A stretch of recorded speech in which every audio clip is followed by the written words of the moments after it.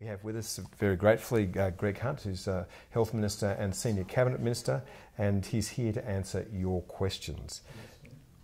Thanks very much, Chris, and I'm really delighted to be here, to have you in the office, but most importantly to be able to speak directly with all of our listeners and viewers and people who have questions, whether it's about health or anything else. All right, now they say it's been an extraordinary week in politics again, but that's almost a little trial. It's not every week that you do have the Deputy Prime Minister of Australia tell us that he's also a Kiwi, unwittingly or not, and that's where our first question comes from. It's from Suez Boz, who asks, why is this dual citizenship for politicians such an issue? Why are there inconsistencies? One politician can stay, but others have resigned. So it's really a constitutional question. Yeah, so this comes up under Section 44 of the Constitution, and the Constitution has a provision to ensure that there's not dual allegiance, and it was framed, of course, well over 100 years ago. And what it says is that we all need to make sure that we only have one allegiance. What's occurred recently is that because of the multicultural nature of Australia, there's a long reach back.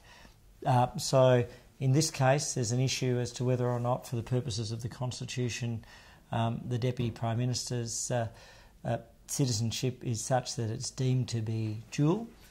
He wasn't aware, and nobody would ever have thought that Barnaby Joyce, of all Australians, he's the last one you'd think of as having any other allegiance. And of course he doesn't have another allegiance, and we've got pretty strong legal advice to that effect. And there's different circumstances, aren't there? In some cases, with a couple of the senators, they were born overseas and didn't revoke their citizenship. In Matt Canavan's case, he says he didn't really know that he was an Italian citizen, and in Barnaby Joyce's case, he was unwitting that he acquired citizenship by dint of his father. Correct. So there are many different circumstances. If you're born overseas, obviously you have to check very, very carefully. Neither Matt nor Barnaby Joyce were born overseas. In Matt's case, it looks as if his mother signed him up, and that's clearly the case, and he wasn't aware of it. That makes it very hard for anybody. If you don't know and you didn't do and you didn't have a history, you would never expect it. And in the case of Barnaby Joyce, the real point here is that we don't think that it is covered by Section 44, that there's no allegiance for the purpose of that. All right, so still on the citizenship issue, Alex Martin asks whether you are, in all honesty, Australian. Just asking, he says. Just asking. No, Alex, I can assure you that not only am I Australian, I am only Australian. Both my parents and all my 4 grandparents were born in Australia. All right, now turning to your portfolio, Melanie Watkins asks, how can private health insurance companies claim that they're at a tipping point when just this week the Australian Prudential Regulation Authority announced before-tax profit growth of 17.2% for those funds? Australians are experiencing the lowest wage growth since the 1990s. Isn't this just greed, and doesn't that explain why people are leaving them in record numbers? Well, I think this is an important point, and I really appreciate it. For me, private health insurance is a fundamental part of our system. We have to continue to bring down premiums and premium rises by as much as possible. We've just had the lowest rise in 10 years, but every dollar hurts Australians that are reliant on their private health. Now, what is the case? Almost all profits came from their investments. So when the share market's up, that's helped them. However, when there are down market years, there's a real risk because the underlying net margins, or effectively how profitable they are on their operations, is very, very low. So what does that mean? We have to take the pressure off premiums and private health insurers by bringing out things such as medical devices which are being overcharged, which are contributing to the cost of private health insurance. And so we're working right now with the medical device makers to reduce their prices, which will reduce private health insurance, as an example. Okay, the next question is from Elliot Gingold, who says that when is Australia going to get serious about fighting the chronic fatigue syndrome, myalgic encephalomyelitis research? There are hundreds of thousands of sufferers with the disease in Australia, but very little research into its causes and possible treatments. Sure. So the way we do research, and this is a great question, the way we do research is, historically we've had the National Health and Medical Research Council, really one of the world's leading bodies, which makes all of the decisions on a peer-reviewed assessment of medical research projects. Now we're doubling medical research over the course of the next 5 years through what's called the Medical Research Future Fund. I would love to receive a proposal for medical research in this area. We're working with Professor Ian Fraser, who was the leading creator, discoverer and developer of Gardasil, which is the human papilloma virus vaccine. Ultimately, that's protecting against cervical cancer. So I would love to get a proposal. We're in this process now of doubling medical research over 5 years, and we have some flexibility within the Medical Research Future Fund, and there's the National Health and Medical Research Council. You're watching Q&A in the House. It's our first ever attempt at this. I'm Chris Uhlmann. My guest today is Cabinet Minister and Health Minister Greg Hunt answering your questions. And the next one is from Stephen Harvey, and he says, in the face of rising disease in Australia, much of which is directly caused by poor but manageable diet, why is it that Australia's national food and nutritional policy has not been updated for 25 years? With respect, that's not quite correct. There's constant evolution. So, for example, we have the Healthy Food Partnership, we have preventive health initiatives. We are working on what's called reformulation. Reformulation is where you see the progressive reduction from the food and beverage companies of sugar, fat and salt. There was a major study done in the UK of the policy actions which have the greatest impact on individual health, and the single one they found right at the top was this reformulation. So it's progressive reduction, sugar, fat, salt. That's occurring as we speak. I had in this room only last week one of the major beverage manufacturers, Coca-Cola, and we worked on their plan and our plan to reduce sugar within the food and beverage sector. And to their credit, they said they would take a lead, and they are currently reducing, but not enough, the sugar levels. So real things are happening.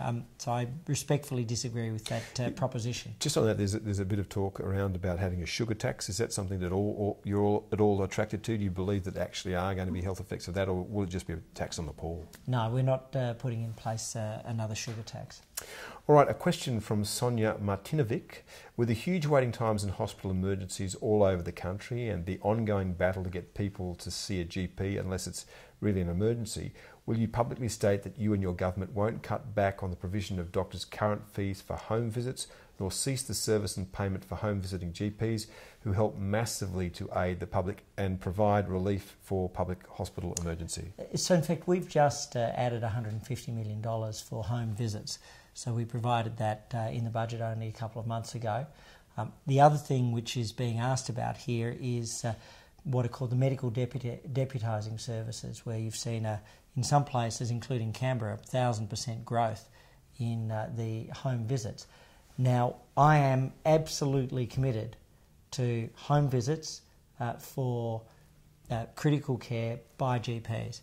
But the GPs and the Australian Medical Association have issued a very serious warning that some of the doctors are not GPs, indeed a large number, so they're not up to the standards of GPs.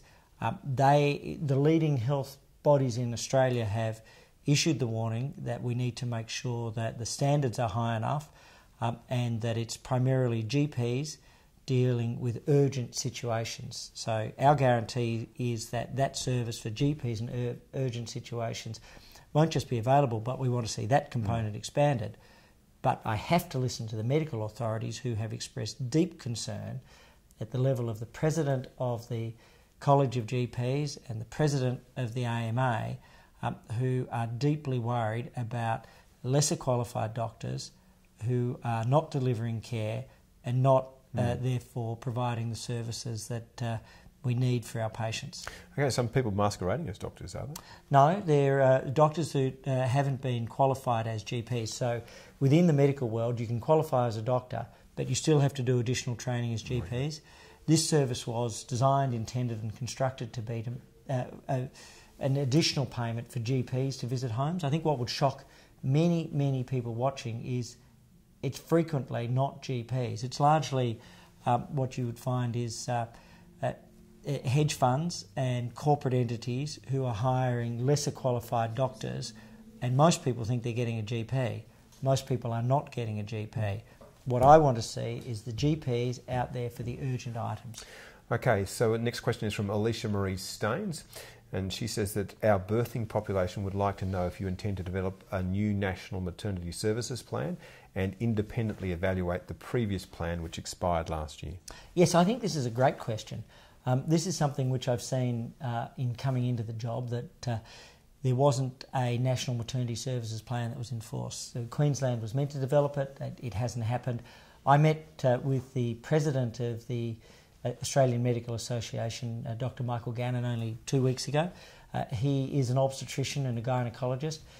He and I committed there to developing this new maternity services plan, but most importantly, to bringing the midwives to the table who had been excluded previously. My mother was a midwife, so I'm a little biased on this front.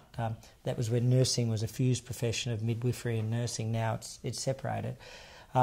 So we will be developing that maternity services plan, but with the midwives, I think most significantly, and the doctors, and having somebody such as Michael Gannon who sees it as an overall plan is critical. There's also a $13 million pregnancy helpline, which is currently available and absolutely critical, and a $3.5 million breastfeeding program for new mums. It's one of the hardest things. You'd imagine it's the most natural.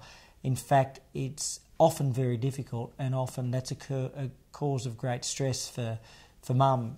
So we have programs to assist with both of those. But the big plan is to improve maternal services. All right, before we began this broadcast, we were talking about the difficulties of putting things on and off the pharmaceutical benefits scheme, because, you know, it's a vast scheme. There are lots of drugs out there that could qualify. Kelly Young has a question about this, and she says, what will you do if the drug Orkambi, I think that's the way it's pronounced, Orkambi, for cystic fibrosis is denied yet again by the Pharmaceutical Benefits Committee? We cannot wait any longer for this life-saving drug. This drug reduces their hospital admissions and gives them stability. What can be done to get this drug through? There must be alternatives. Yeah, so Orkambi is a very important drug. It's for cystic fibrosis. One of the first things I was fortunate to be able to do on coming in was to complete the listing process for a new drug called Kalydeco for cystic fibrosis for kids between 2 and 6, life-changing. Orkambi has the potential to do that as well for a broader population. It's currently going through what's called the PBAC, the Pharmaceutical Benefits Advisory Committee. They are the best experts in the country, and they make decisions on listing without fear or favour, and they're assessing Orkambi. Originally, the first round of data before my time they found wasn't of sufficient quality that they believed it was both safe and effective. They are very hopeful on the latest advice I have that they will reach a conclusion on Orkambi which will allow it to be listed. I know from my dealings with the families who benefited from Kalydeco, it's life-changing, and my hope is that it will be, and my commitment is that if the PBAC, the medical professionals, endorse it, we'll list it. All right, now our next question comes from Marduk Asoka, and he's relating to a former portfolio that you had, and he wants to know, where is our space agency? Well, this is a great question, and it's something that hasn't existed in Australia, but it's something that I committed to doing and developing, and which Arthur Sinodinos, my successor, has taken up with absolute relish. The Prime Minister and I have discussed this, and all three of us believe that we can and should develop an Australian space agency. It's not necessarily about putting a man or woman or a puppy dog on the moon or Mars. It's about the real prospect of massive data through satellite control. So we develop, we potentially launch, but certainly we operate and we benefit from the downloads from satellites. Australia has a real potential to be a Southern Hemisphere leader on that front. So it's not my portfolio now, but it's a passion, and we developed it as an idea and a proposal. Arthur Sinodinos has picked it up and is running with it, and he's got the enthusiastic support. You can imagine the PM loves this idea. Any timing on that? So it's with Arthur, and we want to get there during the course of this term of government. Okay, this question is from Joe Robinson, who says the Minister for Health and the Liberal government have been very generous in their funding of suicide prevention activities. However, despite this, and given the evidence that marriage inequality and anti-same-sex marriage campaigns have a damaging impact on physical and mental health, including increased suicide. Can the Minister explain why the government is supporting this process? So let me draw out two things here. Suicide prevention is just absolutely critical. We're running suicide prevention trial sites around the country, and along with Pat McGorry, we visited Grafton, where they'd had some terrible, terrible losses, and put in place a new program and a new headspace to focus on that area of contagion.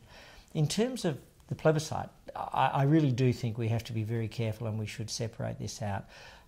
Again, the president of the AMA has said the AMA supports same-sex marriage, but speaking as he is, he said that he also believes in the importance of the plebiscite, and the ability of Australians to have a say. I think this is a very positive opportunity for people to affirm their views. Yes, I am a yes voter, to deliver this outcome, and that can be seen both as a democratic exercise, but also an incredible national affirmation. So for me, this is a positive way to give the Australian people a say and to deliver social change, which will show broad support. That's my belief. And in so doing, that's the best way of bringing long-term support for what might otherwise be resisted by many people. It will legitimise the social compact, and it respects people on both sides, and that will strengthen the social standing of people, of those in same-sex marriages and relationships. Okay, well, look, that's the last question today. Sorry for the false start, but this is the first ever Q&A in the House. I'm sure there'll be more. And thank you very much, Greg Hunt, for being part of it. Thank you. We'll do it every week.